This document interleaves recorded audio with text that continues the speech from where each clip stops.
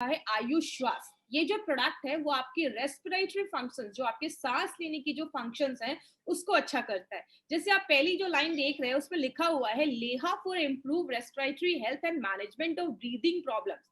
अब बहुत सारे लोगों के दिमाग में क्वेश्चन आ रहा होगा, ये लेहा का मतलब क्या है? एक्चुअली ये जो पूरा वर्ड है उसको अवलेहा कहते हैं, ADALEHA। इसका मतलब लेहा का मतलब होता है लिक, जिसको आप ऐसी कोई सेमी सॉलिड, मतलब वो सॉलिड नहीं है, लिक्विड नहीं है, एक सेमी सॉलिड कोई ऐसी चीज जिसको आप लिक करके हाथों से लेकर आप चाट कर उसको खा सकते हैं। तो ये इस फॉर्मेट में हमारा ये आयुष श्वास करके एक ऐसा प्रोडक्ट लाया गया है जो आपकी सांस लेने की जो प्रॉब्लम्स है, ब्रीदिंग की जो प्रॉब्लम्स है, उस पे ये प्रोडक्ट हमारा काम करता है। अब बात करें इस प्रोडक्ट की हमें आज जरूरत क्यों है। आप सबको पता है आज बहुत ज्यादा एयर पोल्यूशन है, बहुत ज्यादा आज गाड़ियों का धुआं है, फैक्ट्री से धुआं निकल रहा है, सिगरेट का धुआं है, ऐसी बहुत सारी चीजें। और हम बोलते हैं कि आप खाने के बिना कुछ दिन रह सकते हो, पानी के बिना कुछ दिन रह सकते हो, बट आप बिना सांस लिए नहीं रह सकते। हर सेकेंड जब हम सांस लेते हैं, ऐसी बहुत सारी हवा, बहुत सारी चीजें हमारी बॉडी के अंदर जाती है। और जब ऐसी हवा में बहुत सारे कीटाणु है, डस्ट है, ऐसी बहुत सारी चीजें जब हमारी बॉडी के अंदर जाती है तो बहुत सारी बीमारियां लेकर जाती है। एक एग्जाम्पल से समझते हैं। आप रोज घर में डस्टिंग करते हो, झाड़ू पोछा लगाते हो, साफ करते हो, और आप देखते हो कि 2-4 दिन के बाद फिर से टेबल पे उसी तरीके से आपको डस्ट आके, धूल आकर जमा हो जाती है। हम टेबल को तो रोज साफ कर सकते हैं, क्या हम अपने फेफड़ों को, अपने लंग्स को साफ कर सकते हैं? तो आंसर आता है नहीं। जैसे आपने बहुत सारे केसेस सुने होंगे, ये किसी फैक्ट्री में काम करते हैं और बहुत ज्यादा जब धुआं, ये सब धूल जब अंदर जाता है तो बहुत सारे लोगों को ऐसी ब्रीदिंग प्रॉब्लम होना स्टार्ट हो जाती है, क्योंकि हर सेकंड ऐसे बहुत सारी चीजें हमारी बॉडी के अंदर जा रही है, जिसकी वजह से क्या होता है, बहुत सारी एयरबॉर्न डिजीजेस। एयरबॉर्न का मतलब हवा से जो बीमारियां उत्पन्न हो रही हैं, जो हमारी बॉडी में आ रही हैं, उनको हम एयरबॉर्न डिजीजेस कहते हैं। बहुत सारे बैक्टीरिया, वायरसेस में जाते हैं, जिसकी वजह से बहुत सारे हेल्थ डिसऑर्डर्स आज लोगों में देखने को मिल रहे हैं। लेकिन अगर बात करें इसके सिम्टम्स क्या है, आपको कैसे पता चलेगा कि आपको कुछ ऐसा प्रॉब्लम स्टार्ट हो चुका है? सबसे पहला जो सिम्टम, सबसे कॉमन सिम्टम देखा जाता है, आप सीढ़ियां चढ़ रहे हैं और आप बहुत ज्यादा हांफने लग रहे हैं, थोड़ी सीढ़ियां चढ़ रहे हैं और आप थक रहे हैं, आपको बहुत ज्यादा थकान हो रही है, या आप हल्का सा एक्सरसाइज भी कर रहे हैं तो आपको बहुत ज्यादा आप थकान हो रही है, आप थकान महसूस कर रहे हैं, आप हांफ रहे हैं। तो ये कुछ सिम्टम्स हैं। दूसरा एक सिम्टम है जिसको हम एलर्जिक ब्रोंकाइटिस भी कहते हैं। अब कुछ लोग नाम सुनकर बोलेंगे अरे ये तो बहुत बड़ी बीमारी लग रही है, लेकिन इसको मैं बहुत सिंपल शब्दों में आपको मैं समझाती हूँ। इस स्क्रीन पे आपको 3 पिक्चर्स दिख रहे होंगे। जो बीच वाली पिक्चर है उसमें आप देख रहे हैं 2 फेफड़ों की फोटो है, लंग्स की फोटो है। उसमें बहुत सारे छोटे छोटे ट्यूब बने हुए हैं। ये जो ट्यूब है आपके लंग्स में पूरा जो ऑक्सीजन है, हवा जो है वहां तक पहुंचाने में, ऑक्सीजन पहुंचाने में मदद करती है। ये जो ट्यूब होते हैं उनको हम ब्रोंक्यूल्स कहते हैं। इसी ट्यूब में अंदर जब कोई इन्फ्लेमेशन या स्वेलिंग हो जाती है, अब एक चीज, एक छोटा सा टर्म याद रखिएगा, जब भी आप कोई बीमारी के पीछे आइटिस सुनते हैं, ब्रोंकाइटिस, राइनाइटिस, आर्थराइटिस, आइटिस का मतलब होता है इन्फ्लामेटरी डिजीज, मतलब उस एरिया में इन्फ्लामेशन, सूजन, स्वेलिंग, इन्फेक्शन हो गया है, उसको हम कहते हैं। अगर ये हमारे फेफड़ों के ट्यूब में हो गया है तो हम उसको ब्रोंकाइटिस कहते हैं। आपने सांस लिया, कोई ऐसी चीज आपके फेफड़ों में अंदर गई, उस ट्यूब को उसने वहां पे सूजन कर दिया, स्वेलिंग कर दिया, तो हम उसको एलर्जिक ब्रोंकाइटिस कहते हैं। तो कोई बड़ी चीज नहीं है, लेकिन ये जब ज्यादा अगर आप इस पे ध्यान नहीं दे रहे, बहुत दिनों से आपको खांसी कफ लगा रह रहा है, तो आगे चलकर ये सीरियस प्रॉब्लम में भी बदल जाता है। ऐसे केस देखा जाता है जब हमारे नाक के अंदर की जो लाइनिंग होती है, नाक के अंदर की जो परत होती है, अगर उसमें सूजन आ जाए, इन्फ्लेमेशन आ जाए, स्वेलिंग हो जाए, तो उसको राइनाइटिस कहते हैं। नाक से बहुत ज्यादा पानी निकलने लगता है, रनी नोज होने लगता है, आपको मतलब बहुत ज्यादा छींक आने लगती है, स्नीजिंग होने लगता है, छींक आती है। तो ये सारे सिम्टम्स हैं जो बताते हैं कि कहीं ना कहीं शुरुआत हो चुकी है। ये बेसिक सिम्टम्स आपको मैं यहाँ पे शेयर कर रही हूँ। अब इसके रीजंस क्या देखे गए? सबसे पहला रीजन है एलर्जी। एलर्जी क्या है, एक सिंपल से एग्जांपल से समझाती हूँ। एलर्जी में होता क्या है, हमारी बॉडी में बहुत सारे कोशिकाएं ऐसी होती जिनको हम मास्ट सेल कहते हैं। अब कुछ लोगों के लिए नया शब्द रहेगा, लेकिन बस कॉन्सेप्ट को समझिएगा। ये आपके बॉडी में गेट कीपर, ये मतलब सिपाही जैसा काम करते हैं, आपके गेट कीपर जैसे काम करते हैं। जैसे आप इस फोटो में देख रहे हैं, ये मास्ट सेल जो है, ये गोल सी चीज है मास्ट सेल। जैसे इस पे बाहर से कोई कीटाणु हमला करता है, ये जो मास्ट सेल होता है वो रिएक्ट करता है और फूट जाता है। और जैसे ये बर्स्ट करता है, फूटता है, आप लाल सी चीज देख रहे निकल रही है, इसको हम कहते हैं हिस्टामाइन। ये जो हिस्टामाइन है, जब ये निकलता है तो हमारी बॉडी में एलर्जी होता है। आपने देखा होगा जिन लोगों को धूल से एलर्जी है, जैसे ही नाक के पास धूल जाती है वो छींकने लगते हैं, क्योंकि हिस्टामाइन जो होता है वो रिलीज हो जाता है। दूसरी चीज है, जब आपके फेफड़े कमजोर होने लगते हैं, जब आपके फेफड़ों में अच्छे से ऑक्सीजन नहीं पहुंच पाएगा, तो आपके जो फेफड़े होते हैं, लंग्स होते हैं, वो वीक होने लगते हैं, कम काम करते हैं, आपके फेफड़े उतने मजबूत नहीं रहते, जिसकी वजह से आपको ये सांस लेने में प्रॉब्लम देखी जाती है। और बहुत सारे केसेस में जेनेटिक रीजंस भी होते हैं, मतलब पेरेंट्स को अगर कोई प्रॉब्लम है तो आप पे भी पास ऑन होने के चांसेस हो जाते हैं। जैसे बहुत सारे केसेस में देखा होगा, फैमिली में अस्थमा चल रहा है तो बच्चे को भी अस्थमा की प्रॉब्लम देखी जा रही है, तो कुछ जेनेटिक रीजंस भी देखे जाते हैं। लेकिन हम इसमें बहुत सारे लोग जब इससे सफर कर रहे होते हैं तो उसमें क्या क्या सोल्यूशन वो लेते हैं या क्या क्या चीजें यूज करते हैं। सबसे पहला देखा जाता है, जिनको मेनली अस्थमा वगैरह की प्रॉब्लम होती है, वो इनहेलर्स जैसी चीजें होती है जिनको यूज करते हैं। इनहेलर्स हम सबको पता है। दूसरी चीज, एंटी हिस्टामाइन। ये एंटी हिस्टामाइन क्या है? आपके बॉडी में एलर्जी के टाइम पे, अभी मैंने बताया कि हिस्टामाइन रिलीज होता है, जब वो मास्ट सेल, जो वो कोशिकाएं होती है, जब वो फूटती है तो हिस्टामाइन रिलीज होता है। तो मार्केट की जो दवाइयां क्या करती हैं, वो जो हिस्टामाइन निकल रहा है उसको ही साफ करने का काम करती है। एक एग्जांपल से समझते हैं, आपके घर का कोई नल टूट गया है, उससे पानी निकल रहा है, तो आप क्या कर रहे हो? नल को रिपेयर नहीं कर रहे हो, नल को बंद नहीं कर रहे हो, आप बस पानी साफ कर रहे हो। तो इसका नतीजा क्या होगा?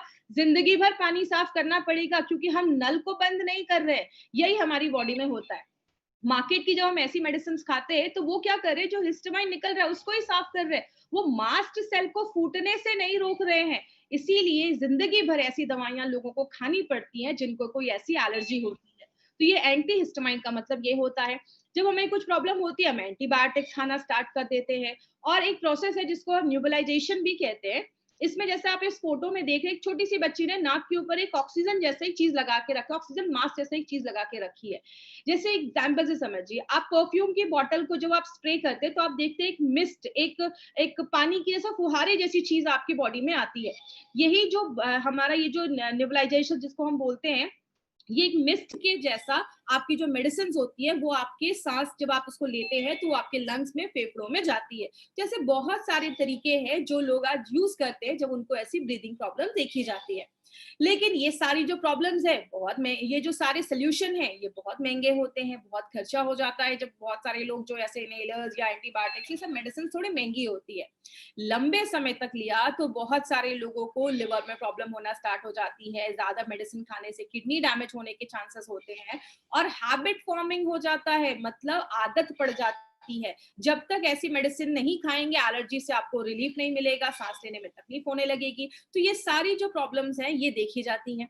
अगर बात करें, आयुर्वेदा के पास एक्सीलेंट सेट ऑफ हर्ब्स है, मतलब ऐसी जड़ी बूटियों का सेट है जो आपके रेस्पिरेटरी जो इश्यूज है, सांस लेने का जो सिस्टम है, उसको नेचुरल तरीके से काम करता है। उसी आयुर्वेदा को, साइंस को यूज करके हमारी कंपनी ने एक एक्सीलेंट प्रोडक्ट बनाया है जिसका नाम हमने आयुष श्वास रखा है।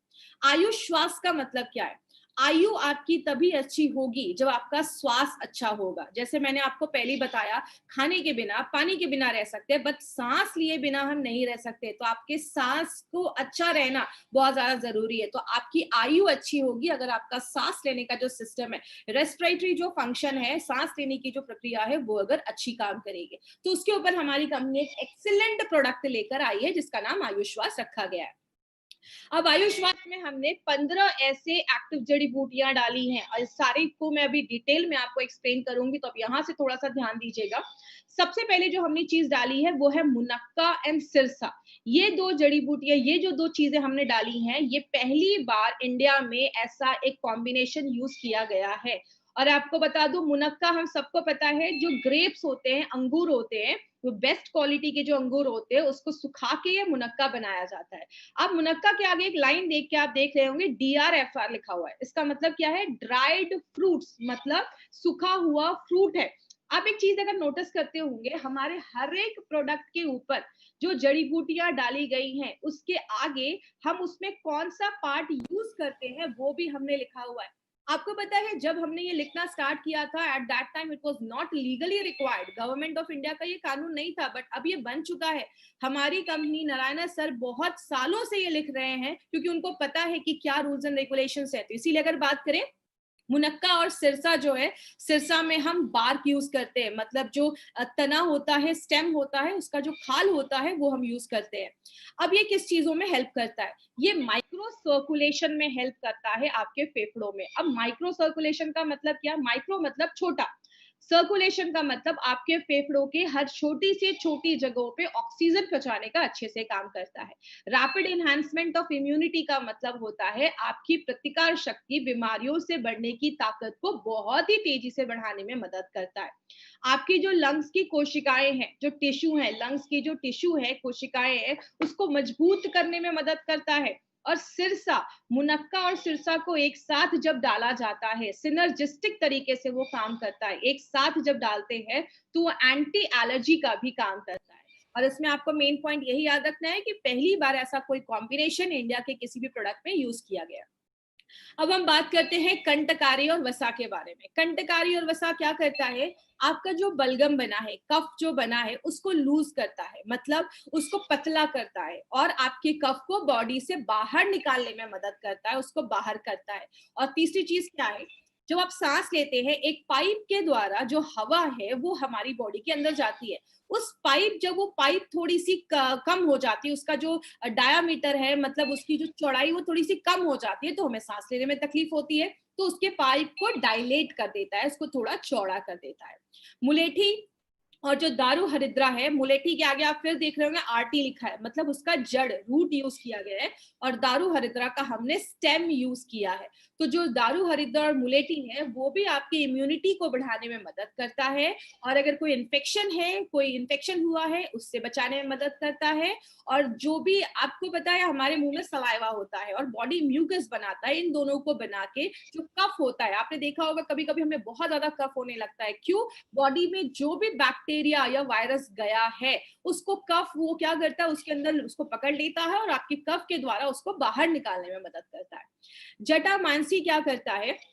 आरजेड का मतलब राइजोम होता है, ये भी एक पार्ट होता है एक पौधे का। जैसा आपको पता है, every herb has got 41 parts. हर एक जड़ी बूटी के 41 पार्ट्स होते हैं। इसीलिए अगर आप कोई और पार्ट जटामांसी का डालेंगे तो शायद वैसा रिजल्ट ना हो। इसीलिए हमारे हर एक प्रोडक्ट पे कौन सी जड़ी बूटी का कौन सा भाग डाला गया है, वो हर एक चीज उस पर लिखी जाती है।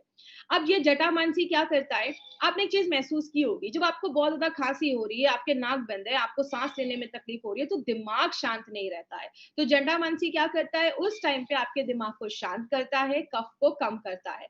इला और जसात पाउडर क्या करता है? अगर कोई बैक्टीरिया का इन्फेक्शन हुआ है, क्योंकि आपको पता है हर सेकंड बहुत सारे बैक्टीरिया हमारे शरीर के अंदर जाते हैं, तो बैक्टीरिया के भी इन्फेक्शन को खत्म करता है। मधु के बारे में बात करें तो मधु आपके गले को सूद करता है, और जो भी हम जड़ी बूटियां अपने प्रोडक्ट में डाल रहे हैं, उसकी जो खासियत है, जो गुडनेस है जड़ी बूटियों की, वो आपके फेफड़ों तक ले जाने में मदद करता है। और लास्ट में एक बहुत ही अच्छी चीज इसमें हमने डाली है, जिसको हम त्रिकटु कहते हैं। त्रिकटु नाम ही बताता है आपको। त्रिकटु एक ऐसी चीज, ये त्रिकटु क्या है, इसको हम थोड़ा सा डिटेल में समझेंगे। त्रिकटु एक ऐसा हर्बल फॉर्मूला है जो बहुत सालों से यूज किया जा रहा है। और बोला जाता है कि त्रिकटु जब मेडिसिन में या किसी चीज में डाला जाता है, तो और भी जो जड़ी बूटियां उसके साथ हैं, उसकी बायो अवेलेबिलिटी को, मतलब उसके एब्जॉर्प्शन की क्षमता को, यूज करने की जो क्षमता है, उसको बढ़ा देता है। त्रिकटु में बेसिकली 3 ऐसी चीजें डाली जाती हैं। एक होता है हमारा सुंठी, जिसको हम सौंठ भी कहते हैं, या अगर बात करें ड्राइड जिंजर, जो अदरक होता है उसको सुखा के जो बनाया जाता है, सौंठ भी कहते हैं, सुंठी भी कहते हैं, ड्राइड जिंजर होता है। दूसरी चीज होती है मरीचा, जिसको हम काली मिर्च भी कहते हैं। मरीचा जो होता है, ये भी एक तरीके का एक त्रिकटु में एक दूसरा इंग्रेडिएंट माना जाता है। और तीसरे जो होता है वो होता है पीपली। पीपली भी एक त्रिकटु का एक तीसरा इंग्रेडिएंट माना जाता है। तो ये जो 3 चीजें हैं, इनकी ना पोटेंसी बहुत हाई होती है, मतलब इनकी जो क्षमता होती है वो बहुत हाई होती है। तो जब आप इसको लेते हैं तो ये क्या करता है, आपकी बॉडी में एक हीट प्रोड्यूस करता है, और आपका जो डाइजेस्टिव सिस्टम है, डाइजेस्टिव जूस बनना स्टार्ट हो जाता है। इसीलिए अगर बात करें तो त्रिकटु में ये 3 चीजें डाली जाती हैं, जो और जड़ी बूटियों की जो बायो एबिलिटी है उसको इंक्रीज कर देता है। और इसमें हमने जावित्री भी डाला है। अब बात करें, ये जो तीनों चीजें हैं, मैंने आपको इसकी इन्फॉर्मेशन भी बताई कि इसका क्या काम है, ये और भी चीजों की बायो एबिलिटी को इंक्रीज कर देता है। अब जो लास्ट चीज हमने इसमें डाली उसको हम शर्करा कहते हैं, केन शुगर। अब यहाँ पे एक चीज याद रखिएगा, ये बहुत ही जरूरी चीज है। क्यों जरूरी है? जब हमें सांस लेने में तकलीफ हो रही है, बहुत ज्यादा कफ हो गया है, आपको बहुत ज्यादा तकलीफ हो रही है, उस टाइम पे बॉडी को ज्यादा एनर्जी की जरूरत होती है। वो एनर्जी हमें शर्करा प्रोवाइड करता है, क्योंकि सांस लेने में उस समय हमें एनर्जी की जरूरत पड़ती है, जो हमारा ये देता है। अब इसमें आपको क्या क्या याद रखना है? सबसे पहले नोवेल्टी क्या है आयुश्वास की? मुनक्का एंड सिरसा, जो मैंने आपको बताया, आपके सांस लेने की जो तकलीफ है उसको अच्छा करता है। आपके जो फेफड़े हैं उसको, उसकी जो जो कार्य करने की जो क्षमता है उसको बढ़ाता है। और पहली बार ऐसा कॉम्बिनेशन हमारी कंपनी लेकर आई है। बहुत अलग तरीके से काम करता है। एलर्जी से लड़ने में मदद करता है, जो कफ वगैरह है उसको बाहर करता है, आपके दिमाग को शांत करता है, आपकी जो विंड पाइप है जिससे हवा हमारे शरीर के अंदर जा रही है, उस वाइप पाइप को थोड़ा सा लूज करता है, तो आपको सांस लेने में उतनी तकलीफ नहीं होती है। और आपको इम्यूनिटी प्रोवाइड करता है, आपको बीमारियों से लड़ने की ताकत को भी अच्छा करता है, और आपके गले को आराम देता है, सूदिंग एक्टिविटी का भी काम करता है। और एक इंपॉर्टेंट चीज याद रखिएगा, इसमें कोई भी स्टेरॉइड्स नहीं डाला गया है, तो आपको कभी भी ऐसा कोई हैबिट फॉर्मिंग या ऐसी कोई आदत आपको नहीं लगेगी। अब इसको लेना कैसे, इसके ऊपर कुछ खास ध्यान दीजिएगा। डायरी पेन प्लीज निकाल कर रखिएगा, क्योंकि अब इंपॉर्टेंट चीजों के ऊपर हम बहुत ज्यादा बात करने वाले हैं। इसको आप कभी भी ले सकते हैं, गरम पानी या गरम दूध। अब गरम को थोड़ा सा मैं आपको डिटेल में बात करूंगी। गरम मतलब ये नहीं कि बॉइलिंग वाटर एकदम आप यूज कर रहे हैं या बॉइलिंग मिल्क यूज कर रहे हैं, और ना ही आपको ल्यूक यूज करना है, ल्यूक वार्म जिसको हम कहते हैं। हल्का भी गर्म नहीं होना चाहिए और आपका खौलता भी नहीं होना चाहिए। जैसे हम चाय पीते हैं जितना गर्म होता है, जिसको आप सिप सिप करके पी सकते हैं, तो आपको क्या करना है, 1 से 2 टेबल स्पून, मतलब 10 से 20 ग्राम, आपको ये च्यवनप्राश जैसा ही एक है, सेमी लिक्विड में आता है, इसको आपको लेना है। और सुबह शाम, सुबह उठते हैं 10 से 20 ग्राम, एक कप में दूध लिया, एक कप अच्छे से दूध या गर्म पानी लिया, 10 से 20 ग्राम उसमें अपना आयुश्वास डाला, उसको अच्छे से मिक्स किया, और सुबह शाम आपको बिफोर फूड आप लेंगे तो आपको ज्यादा अच्छे रिजल्ट्स मिलेंगे। 10 साल से कोई छोटा बच्चा है तो प्लीज उनको हमें ये नहीं देना है। तो ये क्या करेगा, अगर गले में कुछ आपको इरिटेशन हो रही है, बहुत ज्यादा खिचखिच जिसको हम कहते हैं, खिचखिच हो रही है गले में, आपने बहुत सारे ऐड देखे होंगे, और आपकी जो रेस्पिरेटरी सिस्टम है उसको अच्छा रखने में मदद करेगा। बात करें इसमें क्या चीजों पे आपको ध्यान देना है, सबसे पहले आप ये क्वेश्चन मुझे बार बार फिर नहीं आज पूछिएगा, प्रेग्नेंट लेडी लैक्टेटिंग मदर के लिए ये प्रोडक्ट बिल्कुल भी नहीं है। तो ये प्रेग्नेंट लेडी और लैक्टेटिंग मदर को नहीं देना है।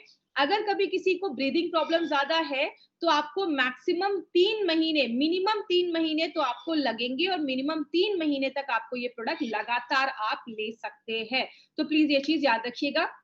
दूसरी चीज, अगर कभी किसी को ऐसा हो कि अभी अचानक से कुछ दिन पहले से बहुत ज्यादा सर्दी खांसी ऐसी हो रही है, बहुत ज्यादा कफ हो रहा है, सांस लेने में तकलीफ हो रही है, तो आप इमीडिएट इस प्रोडक्ट को स्टार्ट कर सकते हैं, और 2 हफ्ते तक लगातार आप इस प्रोडक्ट को लीजिए। अगर लगता है कि कुछ रिजल्ट आई है तो एक बार डॉक्टर से कंसल्ट कर लीजिए, क्योंकि 2 हफ्ते में आपको अच्छा खासा रिजल्ट मिलना स्टार्ट हो जाएगा।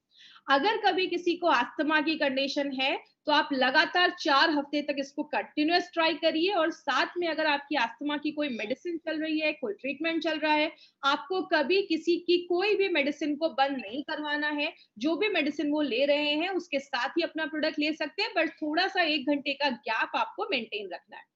अगर किसी को बहुत ज्यादा निमोनिया की प्रॉब्लम है, निमोनिया के पेशेंट के लिए प्रोडक्ट नहीं बनाया गया है, और बहुत ज्यादा अगर अस्थमा की प्रॉब्लम है, तो ये बोलकर नहीं देना है कि आपके अस्थमा को ये ठीक कर देगा। और लास्ट में, अगर कोई डायबिटिक का पेशेंट है तो उसके लिए प्रोडक्ट नहीं बनाया गया है, इसका शुगर बेस है, तो डायबिटिक के कोई पेशेंट है उनको हमें ये प्रोडक्ट रिकमेंड नहीं करना है। तो ये चीज ध्यान दीजिएगा।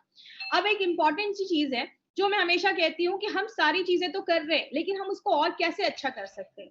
तो आप अपने इम्यूनिटी जो है, आपकी रेस्पिरेटरी जो हेल्थ है, जो उसकी फंक्शन है, उसको हम अच्छे से इंक्रीज कर सकते हैं। आप आयुश्वास तो ले रहे हैं, उसके साथ अगर आप अपनी डे टू डे लाइफ में कुछ योगा की एक्सरसाइज भी आप डाल सकते हैं, कुछ ब्रीदिंग एक्सरसाइज, जो सांस लेने की जो प्रक्रिया होती है। और मैं एक चीज यहाँ पे मेंशन करना चाहूंगी, आपको खुद से स्टार्ट नहीं करना है, आप किसी अच्छे योगा इंस्ट्रक्टर से मिलिए, आप उनको अपनी प्रॉब्लम बताइए, और जब आप योगा एक्सरसाइज करते हैं तो वो आपको अच्छे योगा एक्सरसाइजेस आपको बता देंगे।